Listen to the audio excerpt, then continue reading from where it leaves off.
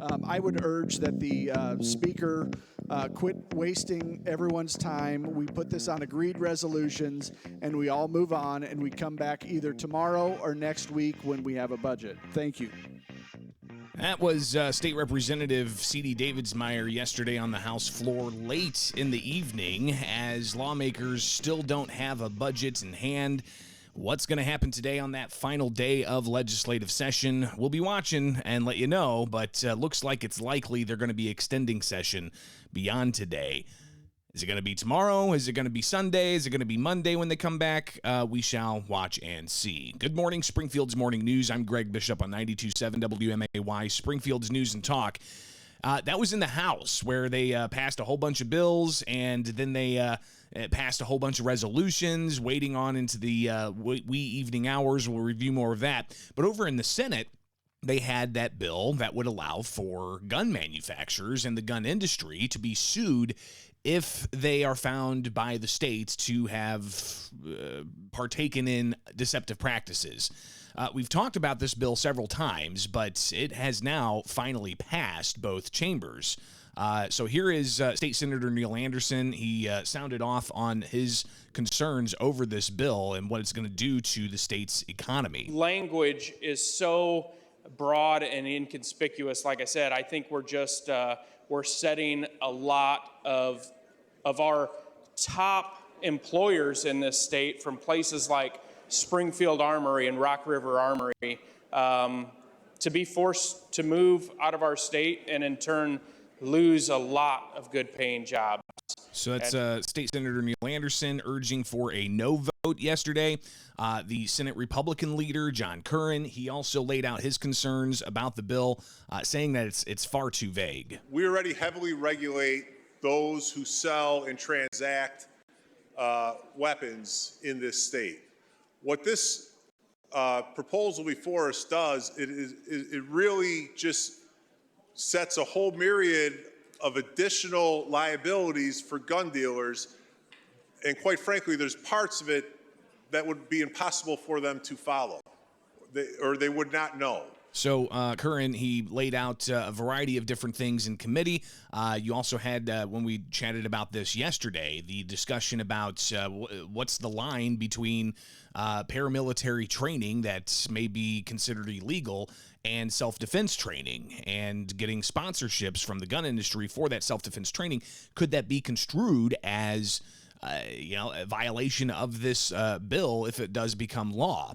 But Curran went to the first element of the bill to really pick apart what he says are far too broad measures that will wrap up a whole bunch of people within the firearms industry. B1 specifically states it's an unlawful practice for any firearms industry member through the sale, manufacturing, importing, or marketing of a firearm-related product to knowingly create, maintain, or contribute to a condition in Illinois that endangers the safety or health of the public by conduct either unlawful, which now that they would understand, or unreasonable under all circumstances, including failing to establish or utilize reasonable controls.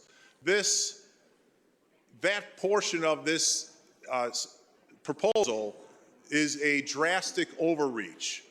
It is very broad in nature and lacks any of the guidance that a gun dealer would need, or a manufacturer for that matter, to actually comply with this act. It does lay out a few examples when it says includes, but that is not exclusive. So Curran highlighting how this is so vague and broad that it could lead to a whole bunch of lawsuits. I do expect that this act is going to be heavily litigated. There are other components of this act that will be litigated. They've been litigated around the country, and quite frankly, it's been split decisions in district courts, and ultimately that's going to go up to the Supreme Court. But when we focus in on B1, the difference here is this is going to be litigated here in the state of Illinois, and we have guidance from the Illinois Supreme Court that says a statute is void for vagueness if it fails to give a person of ordinary intelligence fair notice that his contemplated conduct is forbidden by the statute, or if there is an absence of standards restricting the discretion of governmental authorities or courts who apply the law. There is no standard restricting the discretion of governmental authorities that will be empowered and entrusted to enforce this law, not under B1. For that reason, I rise in opposition. It is one thing when we know, and in this space, everything gets challenged in the courts. And some of it is just, it's unknown and we're not sure where it's going to go. I can rise and speak with relative certainty that B1 is going to be addressed in the Supreme Court and it's going to need to be tailored back. And rather than waiting for that to happen, it should be done right the first time here, and I would ask for a no vote. So obviously Republicans pushing back on this bill, and this is a bill that would allow for the firearms industry to be sued if they're found to have participated in deceptive practices.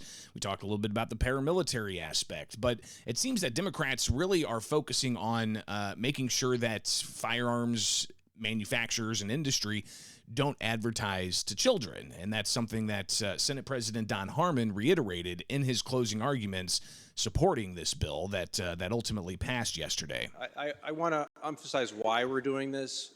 One of the key components of this is to prevent marketing to children. And if you think it is far-fetched, I'm looking at an ad from We Won Tactical with cartoon characters marketing the JR-15, the Junior 15, a rifle that looks like an AR-15, and encourages you to get them one like yours, smaller, safer, lighter. And if you really want to be disturbed, here's an image from an ad of a toddler holding an assault weapon. This is how people are marketing guns to our children. And I don't think the Consumer Fraud and Deceptive Business Practices Act should allow that unchecked. I hope you'll join me and vote aye. So Senate President Harmon giving the last word there, and the vote ultimately came down, and Democrats got the majority in the Senate and the House as well, and they went ahead and moved forward with that bill. Governor J.B. Pritzker yesterday releasing a statement in support of this. He says gun violence is a public health epidemic, and those who encourage unlawful use of a firearm or target sales of firearms to minors worsen the scourge of gun violence in our communities. This legislation finally protects Illinoisans from predatory actions by the firearms industry.